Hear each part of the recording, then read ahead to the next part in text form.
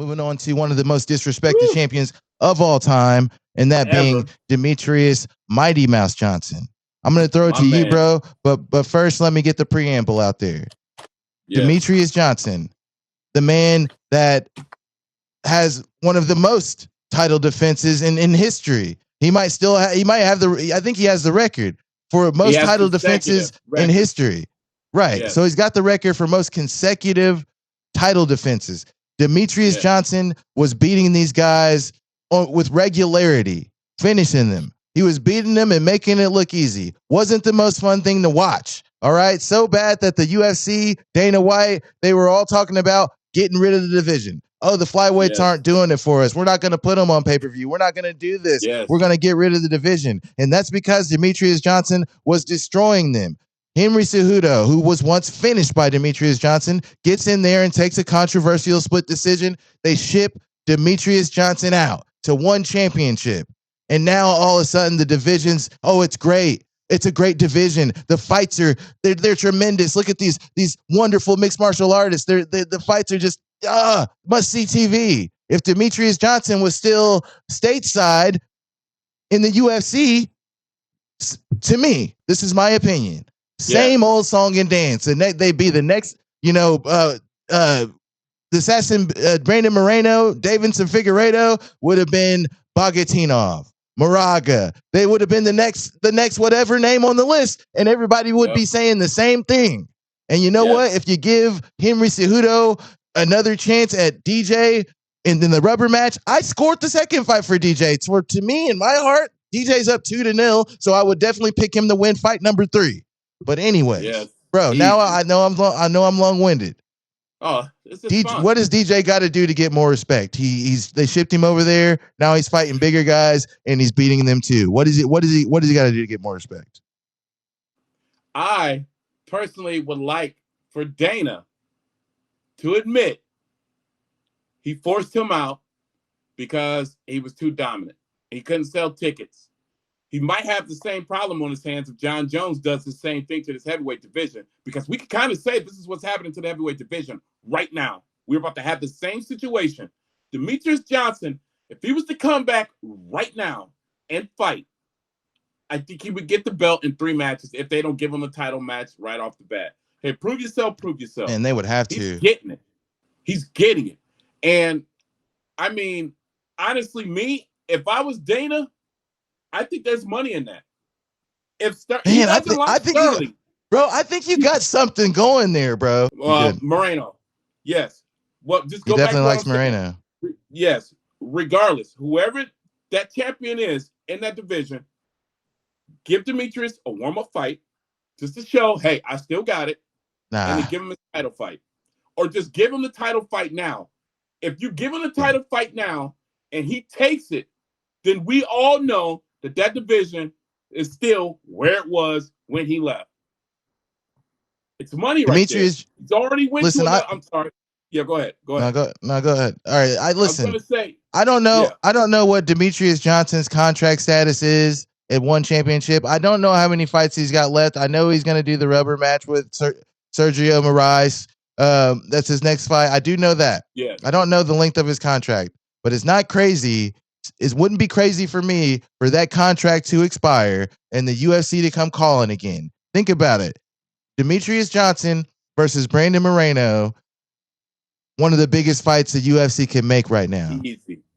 Easy. That fight would blow, bro. It would. I'm just saying it would. Because you got a Mexican fighter, and Dana said he wants to push Mexico so bad. You got a Mexican fighter, and then you got him going up against arguably the greatest bantamweight. I ain't even gonna say arguably. Let's just look. I'm trying to be fair. Flyweight. I'm sorry. I'm slipping my tongue. Flyweight ever. You're gonna sell probably one of the biggest fights. Throw it on the card with somebody else. You know what I mean? It's gonna sell. Why wouldn't it? The man is beating guys bigger than him. He's beating guys in different professions. He's not back down from a fight. He's got probably one of the best nicknames, Mighty Mouse. He had his 11 consecutive back-to-backs. They told Henry Cejudo to keep that fight close, and we will give you the belt. We got to get him out of here so we can have a division. We can have a flyweight, so we can have something here. Keep it close, we'll get him out of here. They even said the same thing to Gom. Surreal. Keep it close with Francis, and we'll get him out of here, and you're the champ. The only thing was, Surreal couldn't do it, and Henry Cejudo got lucky.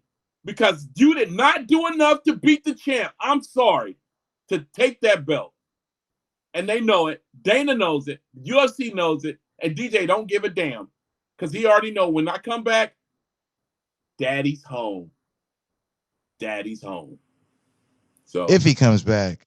If he comes let me back. just He probably don't even care, man, to be honest with you. Let me just say this. The UFC fucked, Demetrius Johnson, for lack of better words. They fucked him. You know what I mean? Yeah. Obviously, one of the consensus greatest fighters of all time, one of the longest title defense consecutive streak in history. He had one of the biggest sponsors in promotional history in Xbox. Yeah, then the UFC, they get the Reebok deal. Oh, he can't do the Xbox thing no more. They fucked him. And then they ship his ass out to fucking Japan. Like, they completely fucked Demetrius Johnson. Like they did. Like, think about it.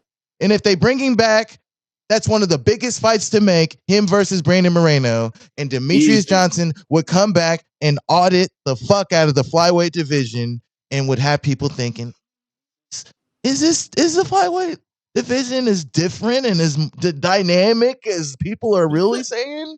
Or was it the fact that the UFC were saying they wanted to get rid of the division, but they really just wanted to fucking get rid of Demetrius? Yeah. When you're that dominant, it's hard to. You remember when people was buying, we was kids then, when Mike Tyson was fighting and they was buying pay-per-views, and a lot of people were getting mad because they loved to see the knockout, but it was like, bro, I'm paying $70 for this. And pretty much that's what the flyweight was. Him going in there, making it look easy. He didn't have to do much. And they knew what they was getting in front of. And you guys can't sit there and say that the competition was horrible, because it wasn't. It wasn't. I could give you the records of some of these guys. I mean, Kyoji Horiguchi is like regarded as one of the best flyweights in the world today. Yes. And Demetrius Johnson went in there and made mincemeat of him, chopped him up into kennelwood, as Dan Severn would say. These guys are definitely still in there. Go ahead. Yeah, now I was gonna say, and you had you had Henry Cejudo and Joseph Benavidez, who was 19-2. You know what I mean? Kenton was 19-2 when they read up. He ran through a lot. I'm not gonna say all these names. I can give you all these records, but it wasn't no. I mean, at the end of the day, bro, not to cut you off, but yes, nobody's gonna sit there and look at me with a straight face and be dead ass serious and tell me that Brandon Moreno is a better fighter than Demetrius Johnson.